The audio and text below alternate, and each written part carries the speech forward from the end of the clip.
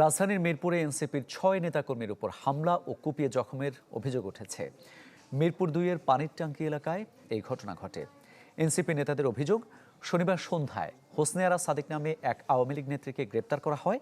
এ সময় ক্ষুব্ধ হয়ে তার সহযোগীরা পুলিশ ও এনসিপি নেতাদের উপর হামলা চালায়। পরে ঘটনাস্থল থেকে আহতদের উদ্ধার করে আইনশৃঙ্খলা বাহিনী। তাদের সোহরাওয়ার্দী হাসপাতালে চিকিৎসা দেওয়া হয়। তবে এই ঘটনায় এখনও কোনো মামলা হয়নি। বিএনপি নেতা হারুন ও কামালের নেতৃত্বে এই হামলা বলে দাবি করেন তারা।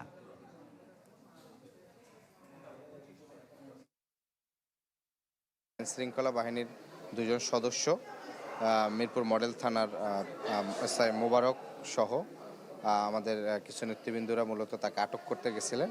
আটক করতে গেলে স্থানীয় যারা সন্ত্রাসীরা তারা মূলত এই হামলাটা করে। আমরা এখানে দাঁড়ানো, এর মধ্যে হঠাৎ করে প্রায় ২০-২৫ জন লোক আসলো, এসে মানে কথাবার্তা ছাড়াই আমাদের সবার গায়ে হাত দেওয়া শুরু করলো। ম্যাক্স, দেশের সবচেয়ে শক্তিশালী 52.5 এন গ্রেডের পিসিসি সিমেন্ট।